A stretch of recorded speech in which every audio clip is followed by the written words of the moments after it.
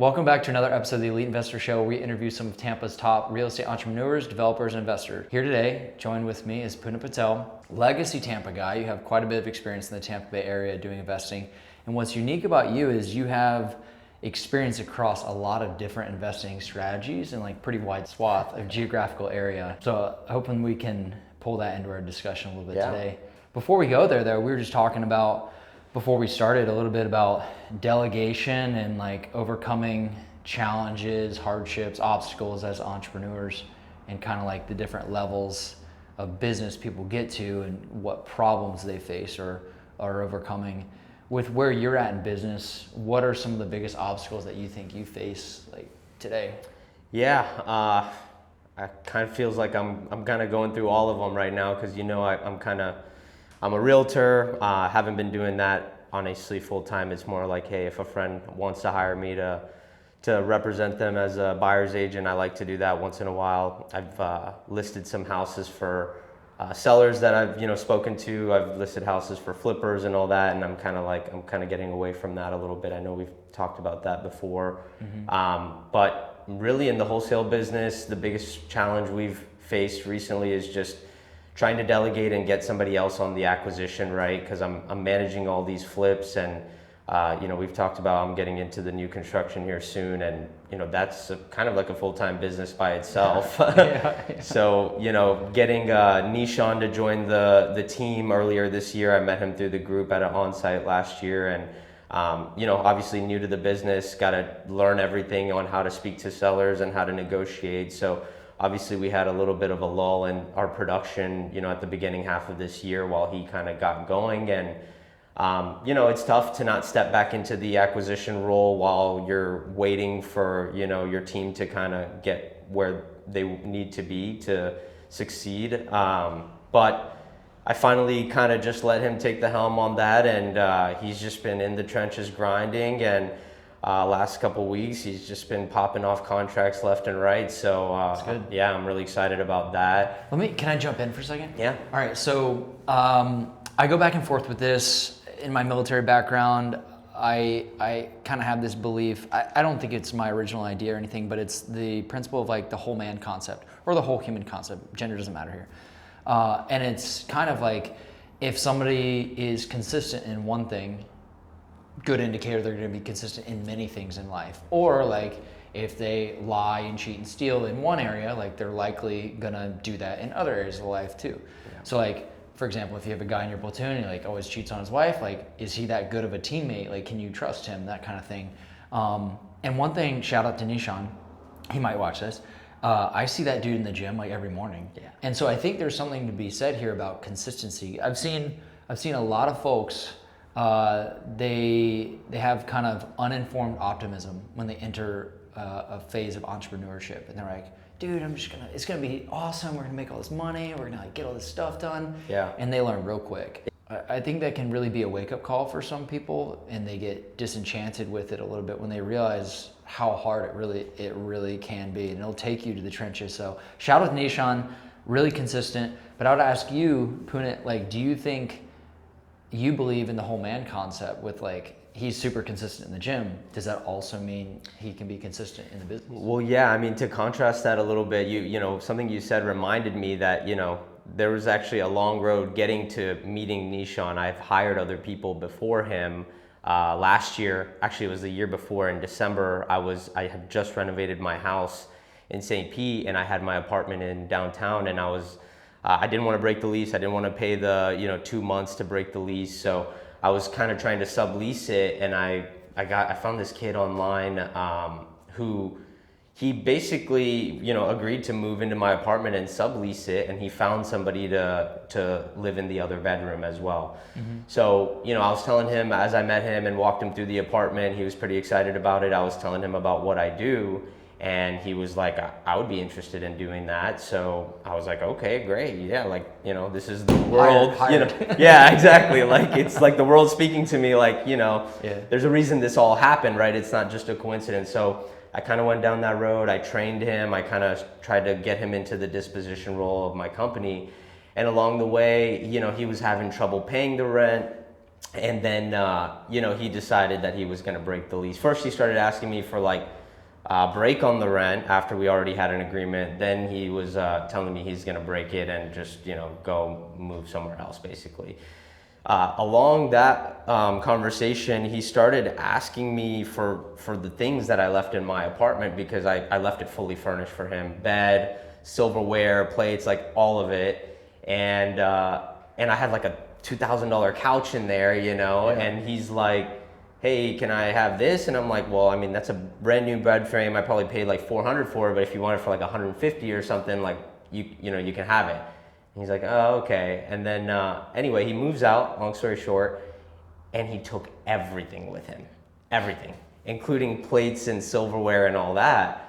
So then I started to, ask him like, hey, what's up, man? You took this. I told you I was kind of looking for a little bit for this. And he's like, oh, well, I'm working for you. I'm not making any money yet. Like, you should just give this to me, basically. That's like classic entitlement, man. There's like no better textbook entitlement than that. That's tough. Yeah. And then long story short, I mean, then I was like, I had to ask for that stuff back. And he was like, well, you can come get it. I'm like, I'm not coming to get all that stuff. You moved it out of my apartment.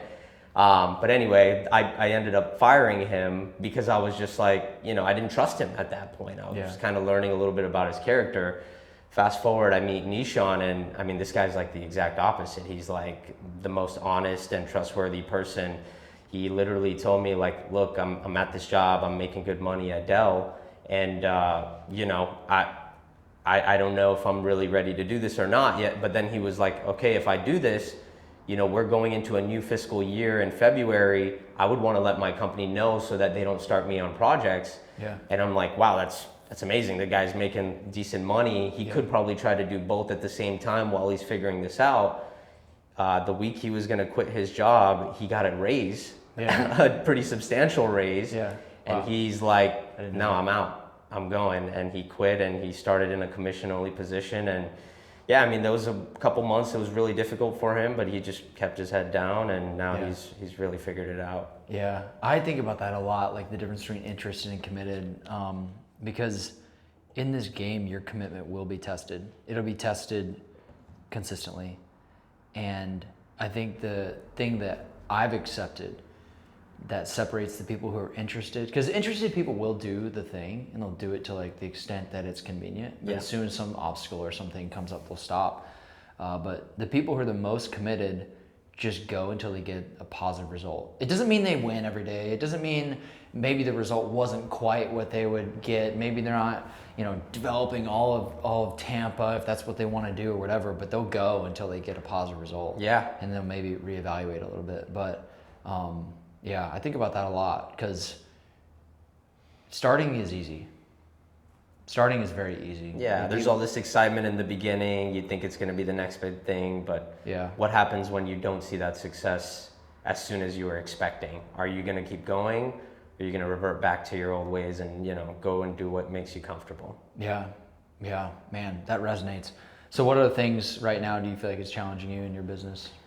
Yeah, I mean, honestly, the flips, what happened last year, obviously kind of threw my whole world for a spin a little bit when my buddy who was my project manager on my flip, he got shot and killed at one of our projects. So, I mean, I bought a lot of houses last year just with the expectation that, hey, I found my project manager, my guy who I truly trust to manage these projects, and he was good. He was really good at what he did. The workmanship was really solid.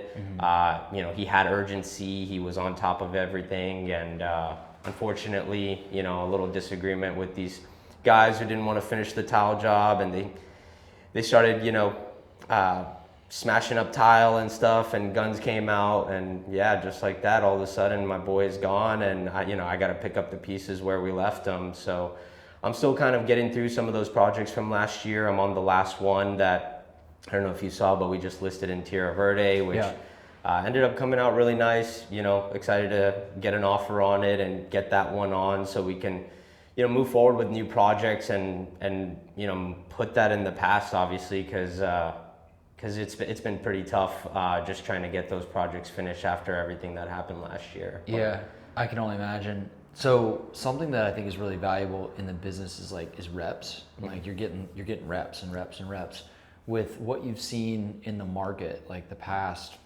I don't know what we want to call it, maybe 9 to 18 months. How has your strategy for finishing up a flip and bringing it to market maybe changed to like what you're doing now compared to what you used to do? Yeah, I mean, honestly, getting in and out is the key, right? You don't, for the flips at least, you don't want to be stuck in them for too long.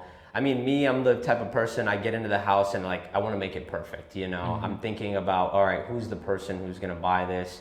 And, I want to make them love everything about it. Yeah. So, which is great, right? Because once you actually put that product together, usually people love it. But at the same time, when you get into moving plumbing, opening up walls, doing all this extra stuff with layout changes and things like that, I mean, that can obviously add a lot to the cost of the projects. And, if you have holding costs as well and it takes longer, that's going to obviously delay when you get to market and increase your cost on the holding side as well. So right now, I mean, we just bought one about a month and a half ago in my neighborhood.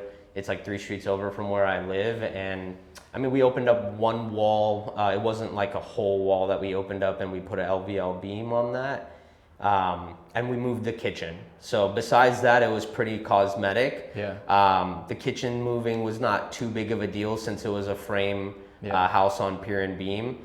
But yeah, we should be hitting the market next week on that one. Probably finished it in about 2 months. Yeah. And I'm excited about that one. I think moving forward, I keep going back and forth if I want to keep doing the flips or not. But I think even if I go into the new construction, which we talked about that a little bit, I'm going to be buying one here soon.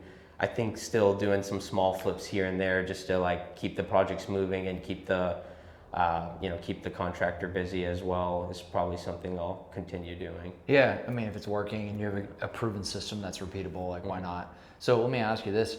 When you take on a flip, is there a margin of profit that you underwrite for and don't want to go below when you look to acquire a new project? Like, for example, if you're like, hey, every project that we do, we need to make at least 50K net on that project, or whatever the number is.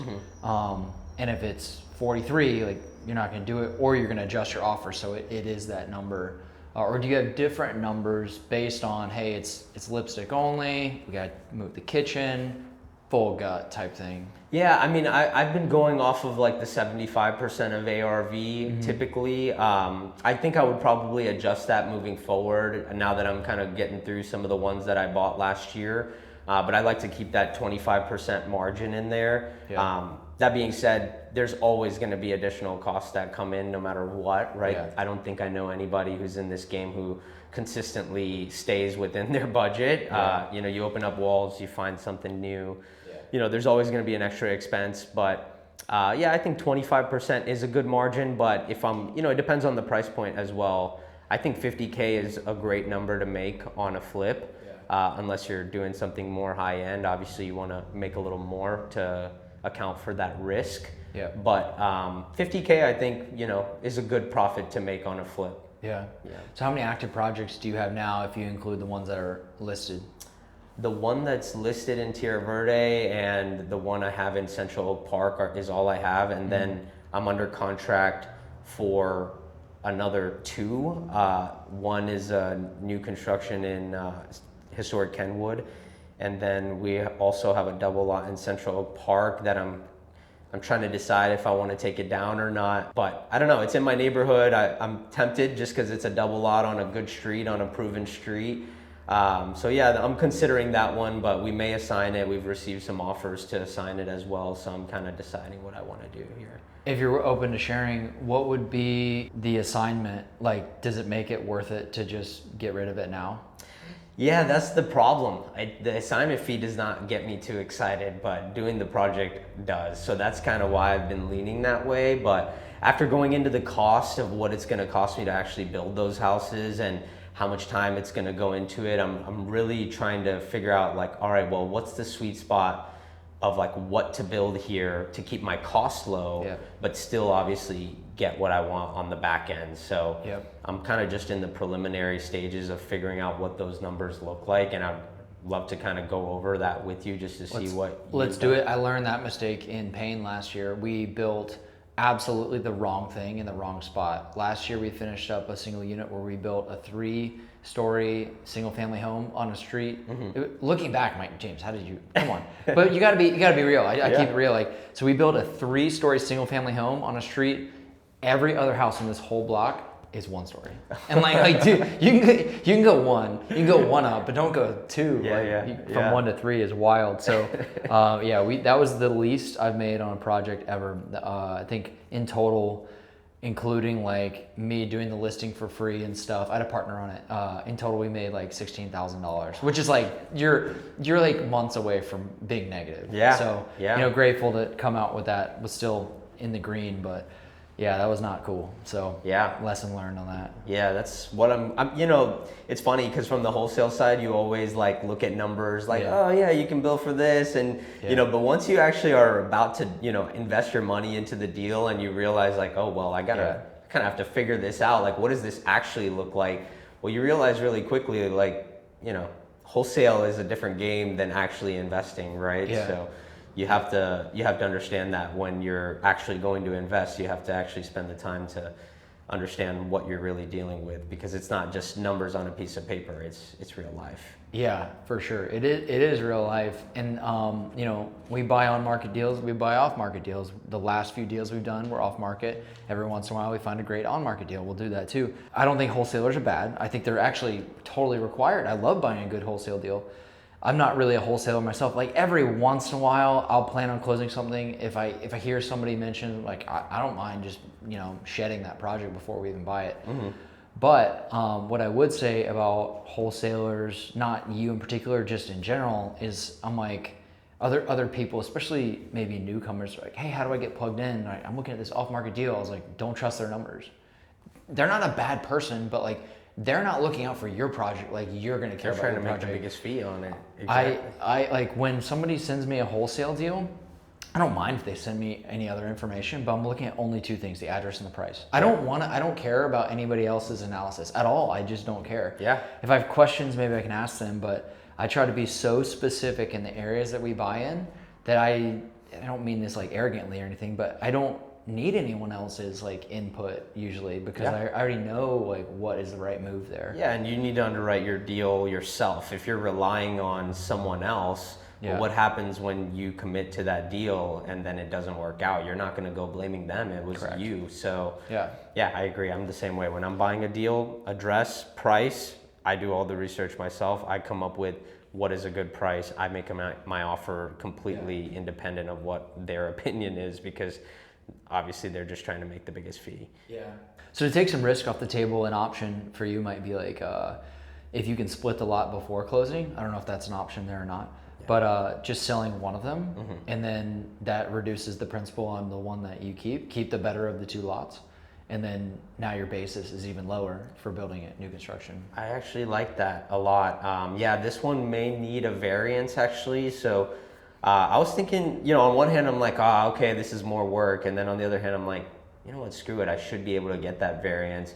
Why not go for it? And like you were saying, I was considering bringing that information to the seller and seeing if they would allow me to do the variance up front. Because this is not like a distressed seller. She's not, desperate to get that money. Maybe they'll give me a little time to work through that variance up front, and then we close afterwards.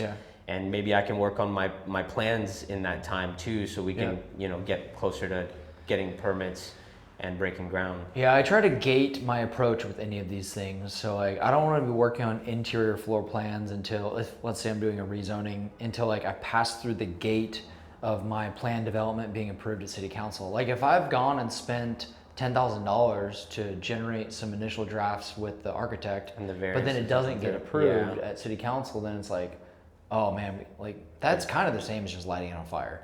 So unless you can just find another lot that fits that. But otherwise you're just sitting on $10,000 that didn't get used until you find something.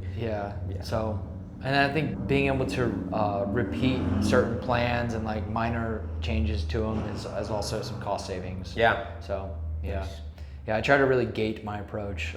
Same thing with like even being under contract, the pre-app, all my stuff is City of Tampa really, but like the pre-app, the survey, the arborist, getting all that done before before closing to make sure, because it's pretty sickening feeling when you now own the thing. It's like you can't do what you thought you could do. Like I don't want to figure that out after I've closed. That's a kind of a nightmare scenario. Yeah, So yeah, definitely. I have experienced that, and luckily it all worked out. But I was like, I'll never do that again. That was just What happened? naive stuff with trees and trying to figure out like which trees we could take down and making assumptions that were not good assumptions, and then like having to change our plan accordingly. So Yeah, it seems like St. Pete's not. I've never heard anybody complain about tree issues in St. Pete, which is Yeah. kind of surprising. Yeah. I would assume the opposite. So yeah, Tampa's pretty fanatical about their trees. Yeah. So you just gotta respect it. I think, but really healthy, like big live oaks on a site, it's a really good thing, right? course. Like it's good for the environment. It's good for the neighborhood. I mean, some of those trees have been living there like over 100 years. So That's a good point, I don't yeah. want to come in and just flatten it. just because you want to put a house on it. Yeah, but also it's like this thing is kind of a forest, and like, there's a situation where if this is the house, you had a tree that was right next to the house. Like we can all agree that probably wasn't good for the house before, so like it probably shouldn't be that big of a deal to remove that tree. So there's all kinds of like rules we can get into, not the topic of this show. Yeah. So yeah, it's just one of those things you gotta kind of work around and understand the intent of the rule and then act accordingly. So one thing I was going to ask you is, so you're kind of in this interesting space to where you're doing wholesale deals, but you're also flipping. Most of your flip deals, do those come from your wholesaling marketing engine that you just decide to close on some of those deals yourself? Or Sometimes, yeah. Are you buying other deals that aren't coming through your wholesale? We'll be back to the show in 1 second. On schedule, on budget, and quality service. Those are all three critical factors that we look for in any trade that we work with, and they're the reason we like to align with CXR Solutions for anything contracting, plumbing, or mold remediation related. We love working with them, and we want you to be able to work with them too. Check them out in the description below. Yeah, I mean, it's all about the deal for me. I'm like you. Like it could be the MLS, it could be another wholesaler, it could be our own lead. I don't care, to be honest. It's all about the numbers ultimately, and if I believe that it's going to be a good, profitable project. And also, it's like, is it a project I want to do, right? That's another thing. Sometimes numbers can make sense, but obviously there's other bigger projects that you don't want to do, that might take too long, or, I don't want to deal with like moldy houses and stuff like that personally. Flooded houses, I don't want to, numbers could make all the sense in the world, but I'm avoiding flooded houses right now. But yeah, honestly, that's the great thing about wholesale, right? I play back and forth with like, okay, well, am I just gonna go into full-time investing and move away from wholesaling? But the problem I have with that is I have a lead machine. Yeah. And I get to cherry pick if I like the deal, if I want to take it on or not, right? So, and I've done that a couple times. You can play with it. Do I want to make a 20K fee on this, or would I rather just do the project and make 60 or 70 grand or whatever it might be? And sometimes it's, I'll take the 20K. I don't want to do this project. Or sometimes it's like, actually this is a project I would want to take. I think it's a safe bet. So the crazy thing, I believe so strongly in the principle of buying right, that the crazy thing is almost every deal that we end up closing on, I could immediately resell it for like 20K from what we bought it at. Yeah. And it's because I try to say no to like every deal where I feel like I'm not really buying it right. And so it's tempting to not be like, oh, I can just make like 20 grand or 10 grand or 30 grand or whatever. But on some of the stuff that we're doing, like to me, that gives me confidence that if my plan for increasing the density or getting the entitlement or both, on that, and it just stays what it is now, and the market comes down, I can probably get out and like not lose that much, maybe not lose any money. So that's my philosophy there, but it's not risk-free. It's definitely not risk-free. Yeah, so right now you're mainly just doing the entitlements, so you're buying it, you're entitling it, and then selling it on the market, or what's the exact? No, I prefer to not sell it on the market if possible, but like I think we have 8 or 9 planned development rezonings with the city of Tampa right now, and then 1 Euclidean. We're also helping out a few investors who have their own projects and are like looking for guidance on what to do. So we do a little bit of that, but my philosophy is I try to buy it at a price where it can work for what it is right now. And then if we bring it to the highest use, that's just cool. Like that made it even more valuable. And then if I can't get, like I'm taking all the risk there. Almost every project that we buy, we're closing on that before it's actually approved. So like, I'm doing it at risk, right? A lot of people would say, hey, don't do that. That's too risky. Do it at the end. Well, it's like some of these you need a year. Yeah. So like if I can get it at the right price, if I can buy one, I'll give you an example. If I can buy one for $475, I'm confident I can sell that entitled in the 700s. And day one, it's worth about 500. So it's like, I'm cool with that risk because if they wanted the year, they'd want a 650, a 700 price. And it's like, that's not, you're not really adding that much value. Yeah. Versus just doing it at risk. So then once you actually get it entitled, you're just reaching out to your network of developers and you're like, hey, look, you can put 8 units on this lot now. Yep, here's the site plan. There's some changes to like what you can do, but you can't change the entire scope. Like you couldn't go from, 8 units oriented to these streets, if it's like on a corner, let's say, to being like 6 units, a totally different configuration. That wouldn't work. But yeah, this is generally what you can do. You can tweak a little bit and move a few things around. And so what I do is, now that I've added that value, it's like I kind of have a minimum price of what I think it's worth and what we can get for it. And if I can't get that, I'll just build it. Like it's not that crazy. Yeah. And so I'll probably hold on to some units that we build, and then I think every single one that we do, the build to rent numbers work out. So like if I want to sell it as an entitled project and I can't, okay, now we can build it. Okay, now that you're building it, you can sell it or you can rent it. Both work. So just like there's no strategy in real estate investing that's like there's no downside. There's always a downside. But I think doing those different options, kind of like 3 different options. You have more exit strategies. You're not limited to once I buy this is the only path that I have. Yeah. I'd be interested in seeing what the numbers work out like on some of these build to rent, because that's something I've kind of been looking into recently, and I feel like it's something I just want to do just for fun and you talk to real estate investors, like I think when someone smarter than me talks, I'm always like a student. I want to listen. And so talking to some of these real estate investors from 20, 30, 40 years ago, they share, I was doing all these deals. I was really active in the flip space. I wish I would have kept more, because now I could just hold on to those and be cash flowing rentals.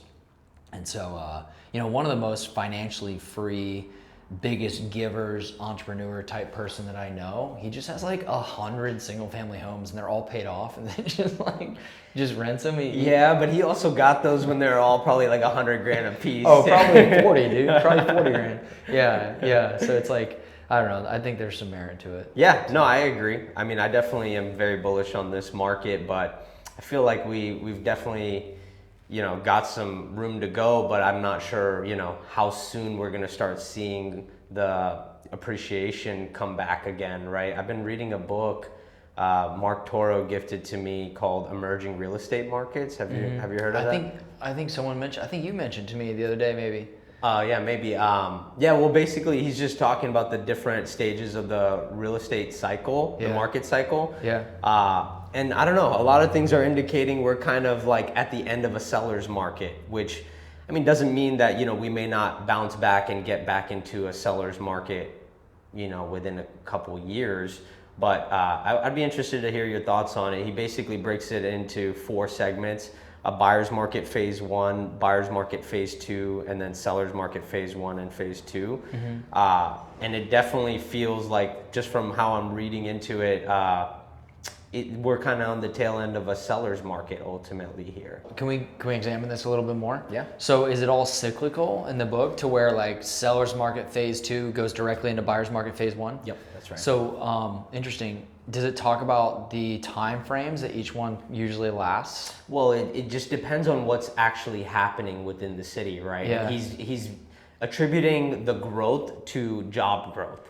And you can go and track all of this on the Census Bureau website, which I've been doing to kind of see, okay, well, what's happening locally here? Because obviously, I'm here, I want to keep investing here, but I want to also know, can I expect more growth in the short term here? Or are we kind of leveled off for a little bit until we get back into a seller's market? And you'll start to see signs of that at the end of a buyer's market phase 2, that, prices are starting to go up. inventory is going down. Yeah. And usually the leading indicator of that is job growth. So, you know, I looked on the website. I forgot how many jobs in like the Tampa St. Pete area there are, but it's been pretty stagnant over the last year. You're not seeing any major growth. To be honest, majority of the cities around the U.S., you're going to see the same thing. But there was a couple markets I found that looked like they were kind of starting to tick up and had a good amount of job growth over the last year in particular, which made me think like, well, shit, am I in the wrong market right now if I want to really see that big appreciation? Yeah, and I haven't finished the book yet, so I still think there's a little more in there for me to learn before I really understand the concepts he's teaching. But I'd definitely be interested in your thoughts on that, because that's kind of got my mind running lately after I read that. Well, none of this is as data backed as what you're about to say, but I've seen a lot of sentiment lately locally that leads me to be a little bit more bullish, a little bit more optimistic that we're going to enter a period where it'll be, I don't think it'll be a seller's market completely like change the game to a seller's market from where we are right now. But I think between now and the end of the year, put it this way, if you were to ask me to go one way or the other from where we're at right now, is it going to go more buyer's market or more seller's market from where we're at this point in time? I would say sellers. Is that just based on knowing that rates are going to be coming down, or what other catalysts do you think? Rates for sure. And then talking to some of the agents about, like, this is, again, not data backed, but this is like more anecdotal about some of the things that they're seeing on listings. Like, I talked to an agent, and again, anecdotal, like, what neighborhood was this in? What were they priced at? What were the finishes? All of this, you know, is part of the equation there. But I haven't talked to somebody who had an open house that was jam packed until like this past week. I'm like, what is that? Is it, you know, is that consumer sentiment to where buyers now feel better about coming back into the market because the writing is on the wall that rates are going to come down? Was that just a crazy low listed house? But that's not like the only one of those where that was the case. So across our team of agents in this building, like, more activity is kind of what we've seen. But that's, you know, that could be a 2-week sprint and that can kind of fall off. So I'm a little bit more bullish. Yeah, I mean, also summer tends to be slow here too. I think maybe once the, you know, school season starts and stuff, maybe things pick up. And also I think people are seeing that rates are coming down. So, and maybe people have been on the sidelines knowing that, hey, there should be a rate cut coming. So why rush into buying something now when I could maybe get, you know, a quarter point or half point off of my interest rate versus what I can get now. But honestly, I hope you're right? Because I want to be here too, you know, and I want to continue to invest here too. But that book is really throwing me off. Like I said, I want you to read it because I'm gonna read it. Yeah, I want to hear what you have to say about it. And the jobs thing makes sense too, right? You're gonna see a lot of, like, you know, a lot of the big cities that have seen a lot of growth over the last decade or whatever. You'll see big corporations moving there and bringing thousands and thousands of jobs. Obviously, that's going to make people want to gravitate towards that city. That's more opportunity for them to earn money and then obviously buy homes in the end. So when that's not happening, what is the catalyst for the growth? What is the catalyst for people having that type of income to afford these more expensive houses if the job growth is not happening? Yeah, so something I'm curious about, does it talk about renting at all in that book? It does talk about renting. It talks about how in the different phases, like the rental market gets weaker and then how it starts to get stronger as well once you get into the buyer's market phase 2. I would say, like, you bought a place right before COVID, if you bought a place in Q1 2020, and then you're like, you bought it and closed your eyes, and then you open them like end of 2021, and you're like, it's like you went into isolation, you came back out, and you're like, how's the rental market? It's like insane, right? You know, you're like 30, 40, 50% higher rents than you were getting like right then in 2020. Maybe 50% is aggressive, but you know, I'd say we've seen a pretty precipitous decline, not quite as much as we saw the bump up like in that time frame, but the last year and a half, we've definitely seen a decline in rents for sure. I mean, I've seen it in my rentals, undoubtedly. So I'm curious where that fits in. Like, is that a lead indicator to indicate that we are about to enter this buyer's market It is one. Yeah, it is one. Obviously and it's funny because the jobs numbers, when you look at the Census Bureau website, which I'll send you the link to that too, because it's fun to kind of play with. All right, well, what cities are, what data do they have on these different cities around the U.S. And it's funny because it kind of matches what he's saying. You see a huge drop off 2020, COVID lockdown, huge drop off in employment, right? Pretty much employment fell out of the sky. Yeah. And then you see the huge steep incline after that. And obviously, what followed after that. So it kind of does match that, especially obviously in COVID, people are moving to different locations. They're starting to work remotely. So that has something to do with it as well. But I think it all makes sense based on what the book is saying. Obviously, we have other things that kind of happened locally with the hurricane last year. I was going to mention that too.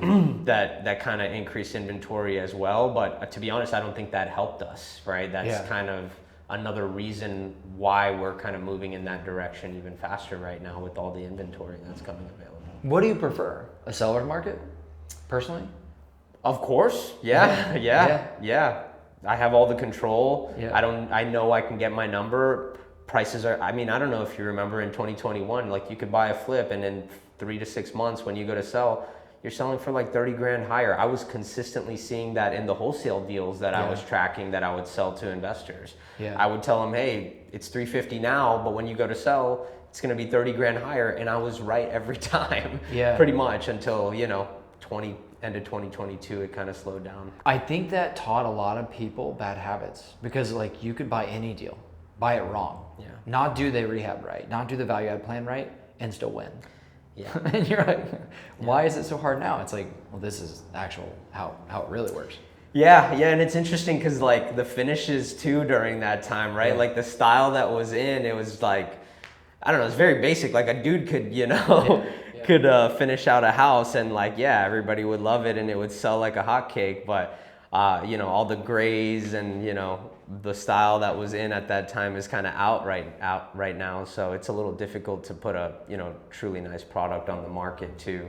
But there's some extremely seasoned investors that I see that are now struggling in this market because they just scaled up so big during that time. And they were crushing it. They look like geniuses, and now they can't sell a house because they're still implementing that old strategy into a completely different market. Yeah, my broker said something about the changing market. He was like, you got to realize like a 3% interest rate fixes a lot of problems. Now buyers are more picky than ever. Buyers are willing to walk over a $150, $200 repair if it's not done on a property.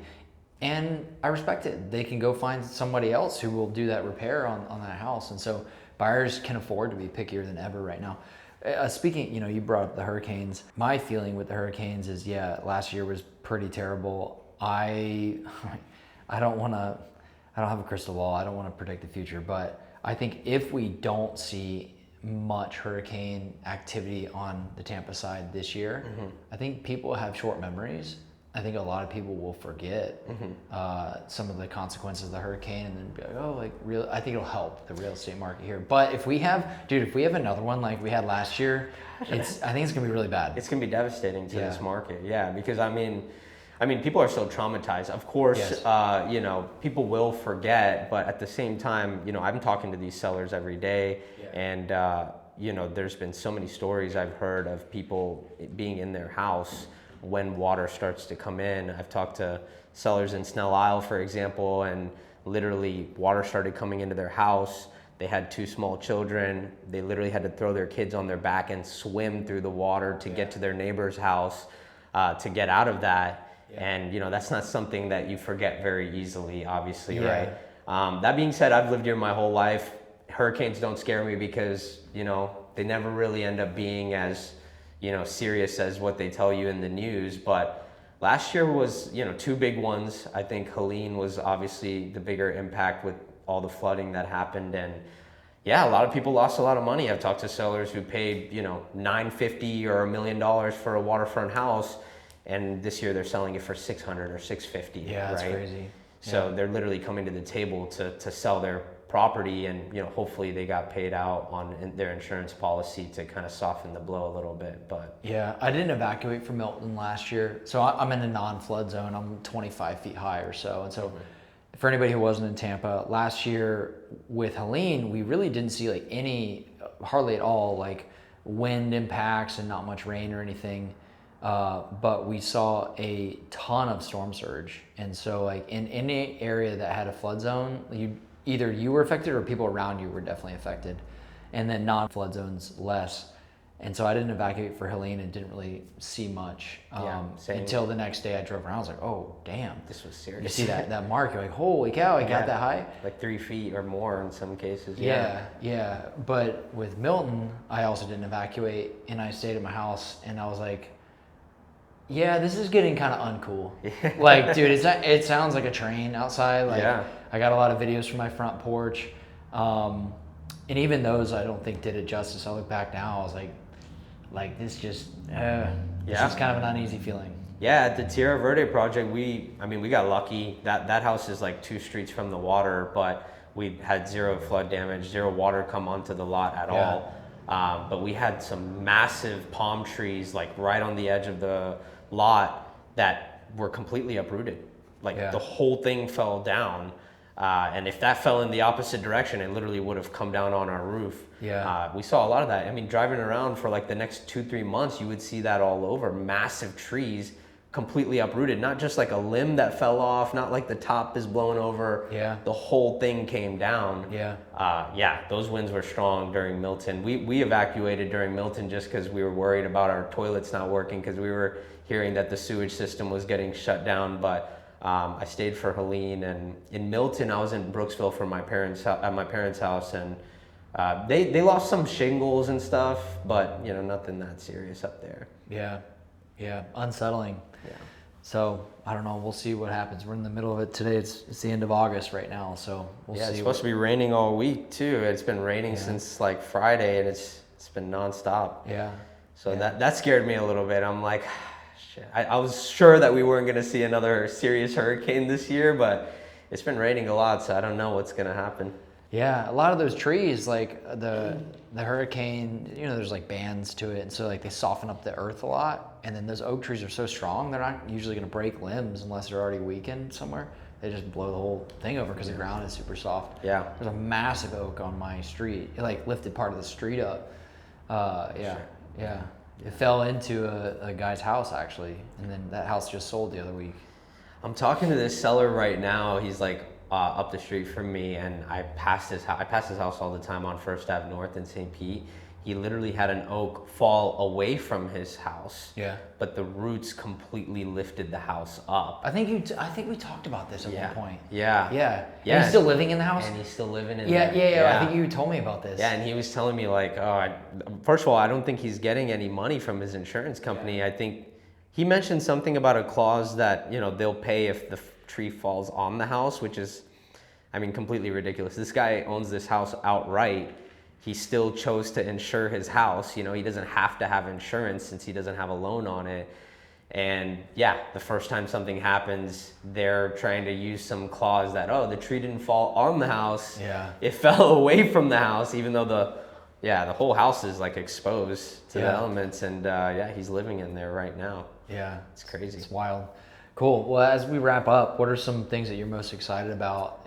You've got kind of like, and if you have more than this, we can dive into that briefly, but you've got the wholesaling, you've got the flipping, which you're going to keep some projects running. You've got this new construction stuff starting up. That's really exciting. You also do some staging and design stuff as well, right? Yeah, we're not too much doing the staging. It's kind of like a favor if somebody asks, but Roshi, my wife, she's kind of got the eye for the design. So people will ask her, but we're kind of just having a conversation about it this week that like, we kind of want to just focus on our own stuff, right? At this point, I think we have enough stuff going on. I'm finally not as involved in the wholesale business with Nishan kind of taking over. So it's allowing us to focus on doing our own projects a little more. So, the thing I'm most excited about is just getting into the new construction and building beautiful homes. And I don't know, I get excited. I feel like eventually I want to start doing commercial development. I think that's kind of where my head naturally goes, but obviously I need to, learn what the construction side looks like on the new construction, and once I kind of get a hold of maybe doing several single families, then I want to move into commercial development at some point and maybe build like an armature works or something like that. Yeah, I feel like there's a lot of pitfalls when you compare like legacy new construction with coming up to current code when it comes to stuff like parking, for example. Like the amount of parking spaces you need per 1,000 square foot, it's much more stringent now than something that was grandfathered in even just 20, 30 years ago. Yeah. 20 is a stretch, maybe 30, 40 years ago. Yeah. And so I think that leads to a lot of challenges where like from all the retail deals that I've been looking at with my broker, it's like it makes way more sense mathematically from the stuff that we've looked at to just pick up an existing site and renovate it, even if it's a like full gut renovation. But who knows what opportunities are around the corner. So is that something you're looking to do, or are you just you're flipping? Okay. So I'm an investor in some of his projects. I just don't really talk about it too much. I've got a lot of passive investing like capital out there. I let them run the project. And nice. Yeah, it's a good setup. Kind of becomes a pain in the ass when you have to actively manage it, for sure. That's what I'm trying to get away from. Like, all right, what really requires me in this project? Everything else I want to delegate to someone else. Yeah, something that I've definitely appreciated more recently than I think I took for granted 4 or 5 years ago is like vetting the operator. And now I really want to see a track record that somebody's actually executed, gotten a positive result in the same strategy that they're aiming to replicate, rather than like, we feel really good about this one. It's like, this is actually your first one. I applaud the initiative. I just might not be the right fit for that. Yeah, no, that makes sense. That's cool, man. I didn't know you were doing flips as well. No, I'm talking about commercial. Like, okay. So commercial retail. Oh, okay. Yeah. So where's that one at? So I'm not in this one, but my broker owns the former Party City on Dale Mabry. Oh, okay. So like that was that just closed down, yeah. Yep. So Party City like filed bankruptcy. It was actually good for the overall like project. I don't want to talk too much about his project. I'll let him do it. But Party City vacating that lease allowed them the option to kind of bisect the unit into two now. And they were getting well below market rent when they bought it. They planned to bring Party City up to just below market when they did their extension. Yeah. But then it all went to shit because Party City just filed bankruptcy, which actually allows tenants to come in and pay market rent instead of like just below market rent. So yeah, and they're taking a big piece of that strip mall too, so you could probably split that into 2 units. Yeah, so before it was like the former Mayweather Boxing, which was not in operation when he bought it. And so that's now like a medical imaging tenant that's already in there. And then they have the option of having 2 spaces next. So instead of 2, like Party City, all this space, now it's the medical imaging tenant and 2 other spaces they can do. So nice. There's a multi-tenant strip center in Largo that I'm an investor in with his. Oh, okay. Yeah. Nice. I was just talking to a friend yesterday about that. He has a commercial building over there too. And I've only done 1 commercial deal, but I sold a 8-unit commercial retail space in Largo as well on East Bay. Are you on East Bay? I forget the address, to be honest with you. Yeah. It's more than 8. It's more than 8 tenants though. No, I know, but that's like kind of the busy street in Largo. So I figured, because my buddy I was talking to yesterday, he owns one on East Bay as well. Different deal, but yeah, that's pretty sweet. Yeah, I think it's a good space to be in. You just gotta, like anything, you gotta buy it right. Yeah, and I think also it just takes longer, right? Yeah. To fill the tenants and stuff. But once you get them, there's a business there. If you can get triple net leases and all that, then it's like mailbox money at that point. Yeah, and find the right deal, right? If you've got this lease with 10 more years on the lease and they're already like encroaching it at where they're below markets, like that might not be the right deal. So looking for those deals, lease expiration period is coming up. So either they can renew and come about where market is, or get a new tenant in there. Yeah, that's interesting. I think I'm going to start targeting that asset class a little more, because it's also kind of like an untapped market there too. I don't think there's too many people going after those. Yeah, talk to Greg. He'll give you the criteria if you want to look for off-market deals and wholesaling to him. Oh, okay. He likes that. Yeah. That's what he's doing. Mm-hmm. Nice. Yeah, he's a buyer. He's not on the wholesale side. He'll just close on them. But I'll link you guys up. Sweet. Yeah, cool. Well, thanks for joining us. Yeah, man. I appreciate it. Yeah.